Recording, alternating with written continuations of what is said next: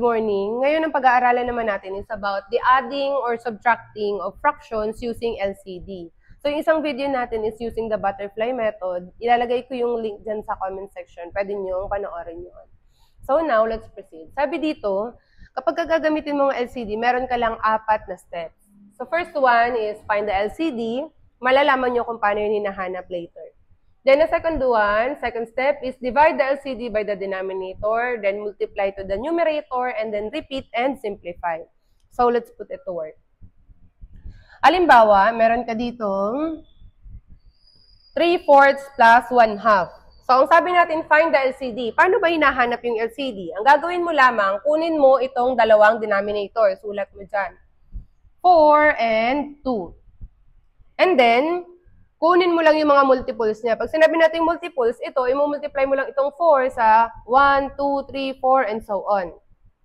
So, multiply natin to sa 1. 4 times 1, that is 4. 4 times 2, that is 8. 4 times 3, that is 12. 4 times 4, that is 16. And then, dito sa kabila, 2 times 1, that is 2. 2 times 2, that is 4. 2 times 3, that is 6. 2 times 4, that is 8.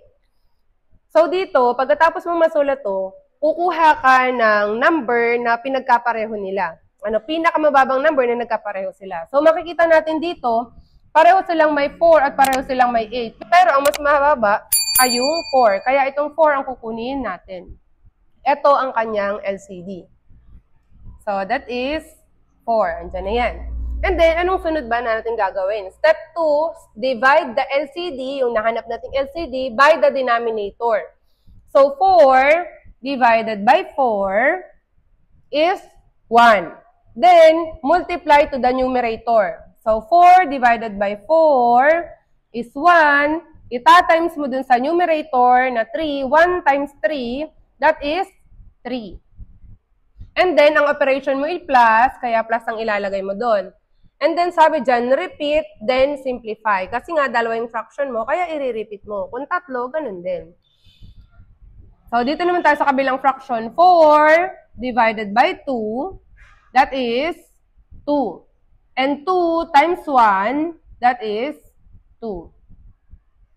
Nakukuha ba? 4 divided 2 is 2 times 1, 2.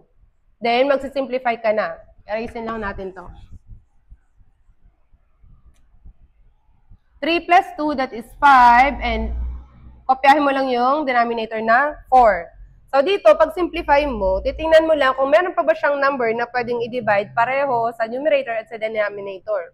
Dahil wala nang ibang number na pwedeng i-divide sa kanya maliban sa 1, pag 1 naman, pareho lang magiging sagot mo, kaya yun ang iyong final answer. Next, try natin ng number 2. So sabi natin, lagi tayo ng equal dyan, then yung bar. And kukunin natin ng LCD. Paano ba hinahanap yung LCD? Kunin mo yung dalawang denominator. Sulat natin. 8 at saka 6. Tapos, kukunin mo yung mga multiples niya. Ita-times mo siya sa 1, 2, 3, 4, and so on. Tapos, pag may nagkapareho ng number na pinakamababa, yun ang kukunin natin. 8 times 1, that is 8. 8 times 2, that is 16. 8 times 3, that is 24. 8 times 4, that is 32. O, tingnan natin baka may magkapareho na. 6 times 1, that is 6. 6 times 2 is 12. Wala pa. 6 times 3 ay 18. Wala pa din. 6 times 4 is 24. So, dito, kahit hindi mo na siya ipagpatuloy, basta mayroon kang makita na magkapareho ng number na mababa, so yun na yun. Dahil may nagkapareho na tayong 24, ito na ang kukunin natin. 24. So, lagay natin ito dito. Then, pareho lang. Di-divide mo ito dun sa denominator. 24 divided by 8 ay 3. Ta-times mo dun sa nasa taas. 3 times 5, that is 15. Ang operation mo ay plus, kaya plus ang ilalagay mo.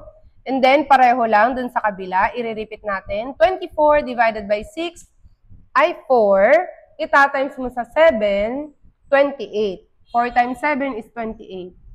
And then, ma-simplify ka na. Erasin lang natin to. So, 15 plus 28, that is, ilan to? 8 plus 5, that is 13. Carry 1, 2, 3, 4. 43 over 24. Ngayon, pag nandito ka na, dahil malaking number siya, pwede ka mag-try ng mga maliliit na number na pang-divide.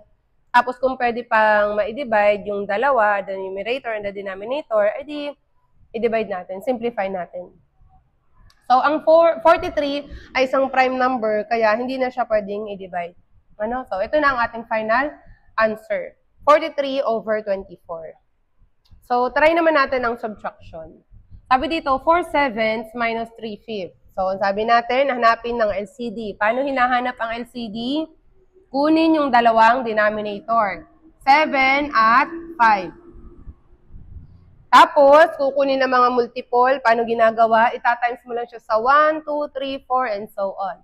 So, 7 times 1 is 7. 7 times 2 is 14. 7 times 3 is 21. 7 times 4 is 28. 7 times 5 is 35. So, try natin dito sa baba. 5 times 1 is 5. 5 times 2 is 10. Then 15. Then 20. Then 25. 30. So far, wala pa siyang magkapareho. 30. Then 35. So, makikita natin na 35 ang nagkapareho. Kaya yun ang ating gagamitin na LCD. 35. Then, divide ulit. 35 divided by 7, that is 5, times 4 is 20. Minus 35 divided by 5 ay 7 times 3, 21. 21. Erasin lang natin to. Simplify natin. So, copy natin yung 35. Andun. And 20 minus 21 is negative 1.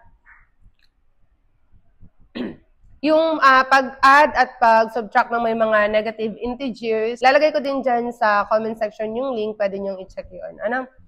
So, meron na tayong negative 1/35. Andito ang ating final answer. Then, proceed tayo sa number 4. Lagay tayo ng bar. Then, 3 at 4. Kukunin natin ang LCD. Kopyahin ang denominator na 3 at 4. 3 times 1, that is 3. 3 times 2 ay 6. 3 times 3 ay 9. Then 12. Try natin. 4 times 1 ay 4. 4 times 2 ay 8. 4 times 3 ay 12. 12, sorry. So, ito ang ating LCD. Kopyahin natin. 12.